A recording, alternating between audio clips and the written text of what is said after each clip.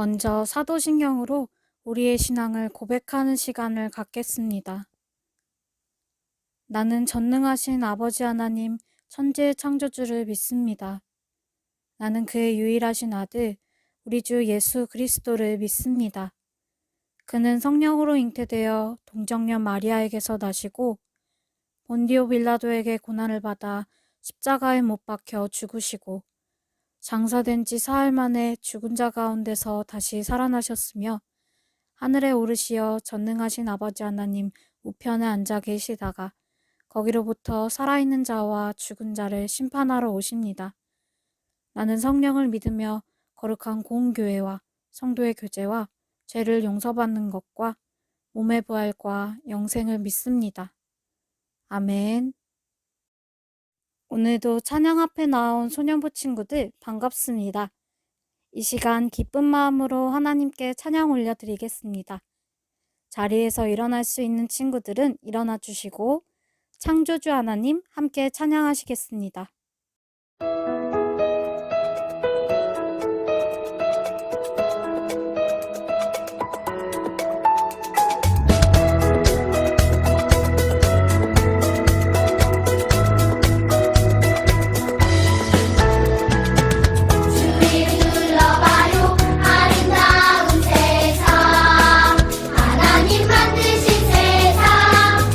우리를 만드시고 우리의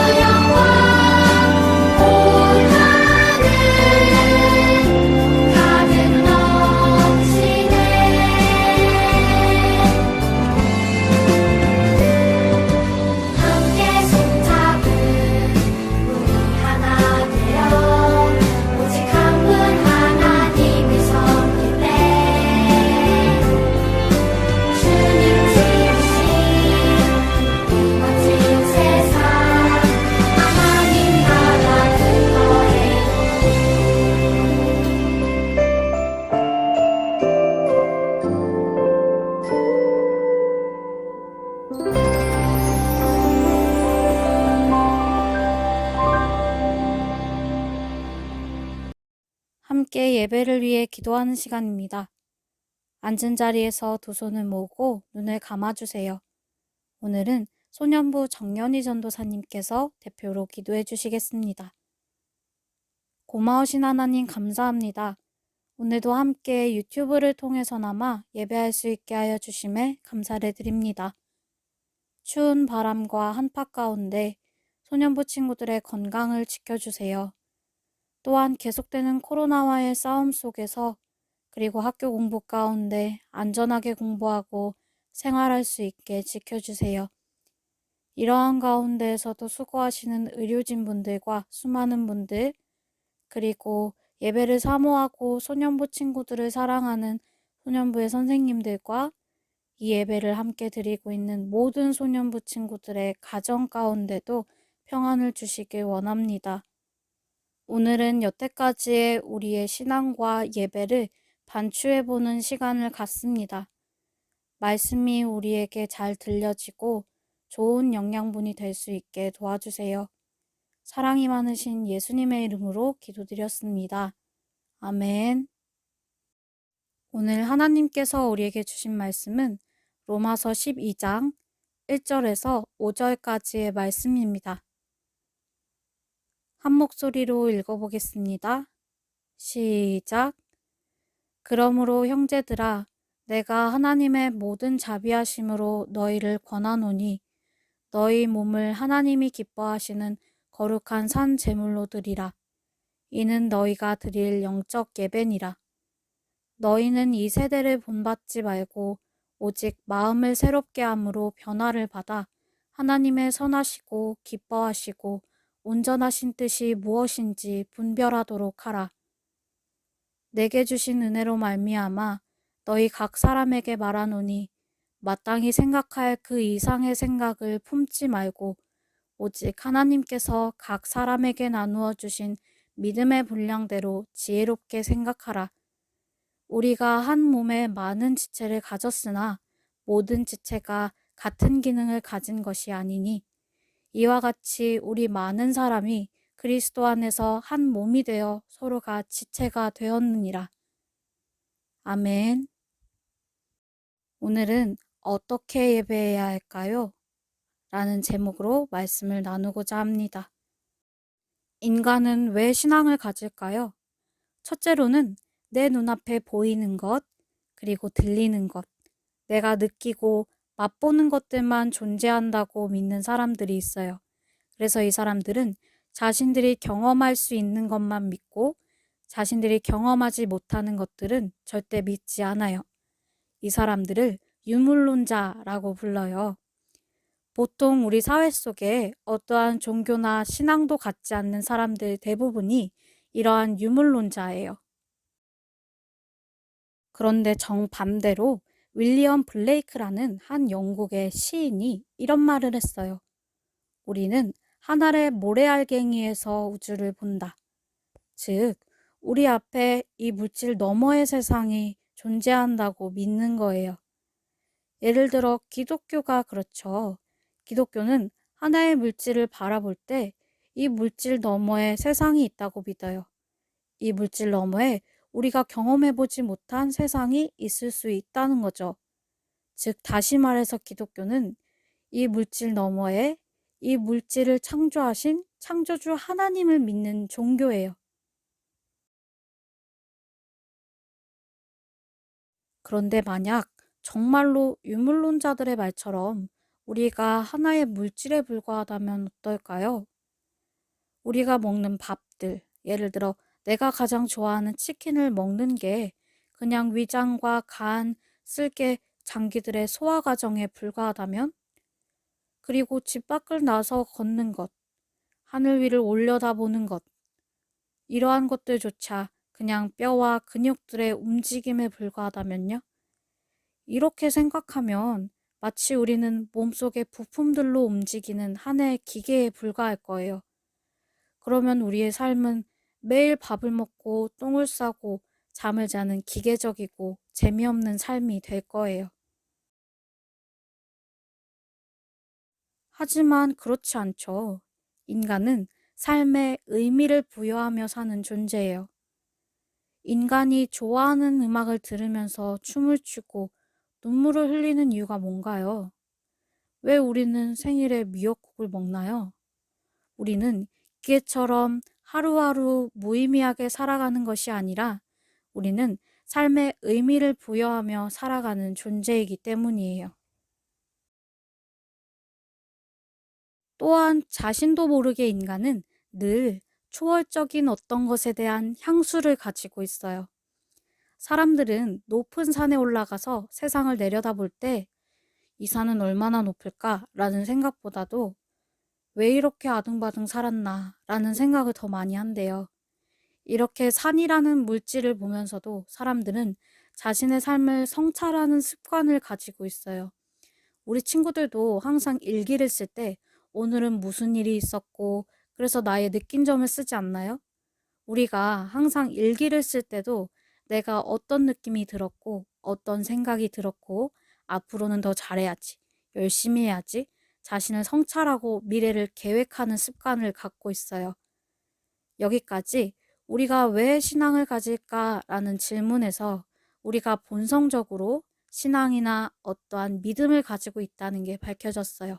그래서 항상 사물과 사건을 있는 그대로 바라보는 것에서 더 나아가서 자신을 성찰하고 의미를 부여하는 습관을 가진 게 바로 인간이에요.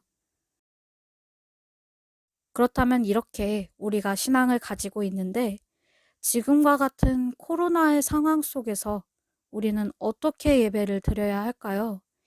현재를 살아가고 있는 우리는 어떤 삶을 살고 있죠? 코로나로 인해 다 함께 모이지 못한 게 1년이 넘어가고 있네요. 처음 교회에 나가지 않았을 때는 어떻게 주일에 교회를 안 갈 수가 있지? 신기하기도 하고 죄책감을 느끼기도 했어요. 왜냐하면 여태까지 우리는 건물 중심의 신앙생활을 해왔기 때문이에요. 우리는 주일에 교회에 나가는 것이 너무나도 당연했던 사람들이었어요. 그래서 주일날 교회에 나가야 내가 오늘 주일을 지켰다, 주일 성수를 했다는 안도감을 가졌었죠. 하지만 교회에 나가지 못하는 게 한 달, 두 달, 세 달, 1년이 되어가면서 처음에 들었던 죄책감도 점점 무뎌지기 시작했어요. 이제는 교회에 가지 않는 일상이 더 익숙해진 요즘이죠. 그럼 어떡하죠? 몇 달이면 지나갈 줄 알았던 코로나가 우리의 삶의 많은 부분들을 바꿔놓았어요. 많은 전문가들이 코로나는 감기처럼 잠시 지나가지 않을 것이다. 이제 우리는 코로나 이전으로는 돌아갈 수 없을 것이다 라는 말을 해요. 하지만 희망이 있다면 항상 위기는 우리에게 전환점이 되어 왔어요. 이스라엘 역사상 가장 어려웠던 시기를 꼽는다면 바벨론 포로 시기를 꼽을 수 있을 텐데요. 이때 이스라엘의 성전이 무너지고 수많은 백성들이 멀고 먼 타지에 포로로 잡혀가게 돼요. 그리고 하루하루 천대받고 힘들게 살아가는데 이때 가장 위대한 노래, 고난받는 종의 노래가 나와요. 십자가 위에 예수님의 고통에 대해 얘기를 할 때 우리가 가장 많이 듣는 말씀이에요. 그가 찔림은 우리의 허물 때문이요. 그가 상함은 우리의 죄악 때문이라. 역사를 찬찬히 돌아보면 평안했던 때에 큰 정신이 나오지 않는데요. 가장 어려운 때에 항상 가장 위대한 현인들이 나왔어요. 춘추전국 시대의 공자나 맹자라든지 일제강점기의 윤봉길 의사나 윤동주 시인이라든지요. 그렇다면 우리가 코로나 시대를 지내면서 어떤 마음을 가지고 예배를 드려야 할까요? 전도사님이 존경하는 한 목사님의 말씀을 빌리자면요. 인생에서 길을 걸어갈 때 때때로 내가 어딘가를 향해 나아가는데 더 이상 전진하지 못하고 멈춰야만 할 때가 있대요. 남들은 저만치 걸어가고 있고 더 성장해 가는데 그러면 멈춰 있는 시간이 손해처럼 느껴진단 말이에요. 하지만 이 멈춤의 시간 가운데 우리가 앞으로에 나아가야 할 방향을 알게 된다면 더 좋은 기회가 될 수 있을 거예요. 코로나19가 우리에게 위태로운 삶을 요구하고 있지만 어쩌면 지금의 멈춰 있는 시간들이 오히려 우리의 삶을 전면적으로 재고해 볼 수 있는 기회가 될 수도 있겠구나. 다시 돌아와서, 그럼 이제 우리는 어떻게 예배해야 할까요? 지금도 무조건 교회에 모여야 한다라는 입장과 교회에 모이면 안 된다라는 두 가지 입장으로 많은 사람들이 싸우고 있어요. 하지만 모여서 예배 드린다, 모이면 안 된다라는 양자택일의 문제로 지금의 상황을 바라보기보다는요. 우선 노인들, 어린 친구들 같이 감염병에 특히나 취약한 사람들은 굳이 모여서 예배를 드리지 않아도 되겠다. 그리고 비록 우리가 모일 수 없더라도 지금이야말로 교회에 무조건 모여야만 하는 건물 중심의 신앙이 아니라 우리에게 주어진 삶의 자리가 곧 예배의 자리라는 것을 발견하는 때가 될 수 있겠다. 물론 교회에 함께 모여서 서로 기쁨과 슬픔을 나누고 하나의 지체가 되어가는 과정도 중요합니다. 만남도 중요해요. 하지만 우리가 모이는 것이 많은 사람들을 아프게 하는 일이 된다면 조심해야겠죠. 성경 속에 우리가 잘 아는 다니엘이라는 인물이 우리와 같은 상황에 놓여 있었어요. 다니엘도 예루살렘 성전이 무너진 바벨론 포로 시대의 사람이에요. 다니엘은 바벨론의 포로로 끌려간 가운데 바벨론 왕이 나에게만 절해, 이제부터 나만 섬기도록 해 라는 명령을 했음에도 불구하고 자신의 방에 예루살렘을 향해 난 창문 앞에 엎드려서 하루에 3번씩 기도를 했대요. 성전과 멀어진 상황, 우리의 상황과 닮았어요. 그 속에서 다니엘은 자신의 자리에서 자신만의 방법으로 자신이 할 수 있는 예배를 드리면서 자신의 정체성과 예배를 지켜나갔어요. 바벨론 포로 시기는 성전이 무너져버린 시기였어요. 여태까지는 성전이 우리 신앙의 중심이었는데 그럼 우리가 이제 예배할 수 없는 걸까? 그때 예언자들이 나타나요. 예언자들은 각지의 나라를 돌아다니면서 하나님의 말씀을 전했어요. 성전은 무너졌지만 하나님의 말씀이 이스라엘 백성들의 마음속에 들어와서 힘든 포로 기간 동안 그들을 인도하는 빛이 되었어요. 그렇다면 우리에게도 오히려 지금이야말로 우리가 비록 교회에 가지 못하더라도 하나님의 말씀이 내 마음속에 들어와 빛이 된다면 거룩한 예배, 삶으로 드리는 예배가 될 수 있지 않을까요? 학교로 등교하는 아침, 점심 먹는 시간, 저녁 시간, 잠들기 전 시간, 모두 우리의 일상의 시간들이에요.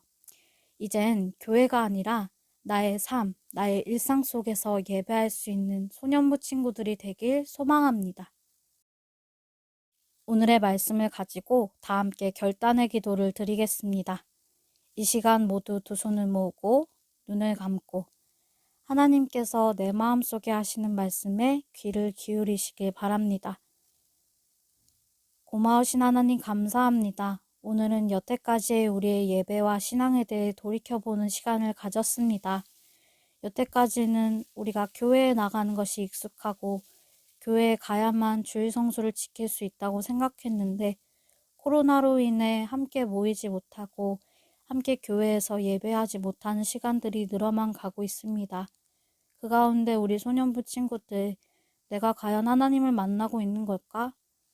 예배를 드릴 수 있을까? 고민도 참 많습니다. 하지만 오늘의 말씀을 통해서 성전이 무너져버린 바벨론 포로 시기에도 예배와 기도를 자신의 삶 속에서 실천한 다니엘의 모습을 보았습니다.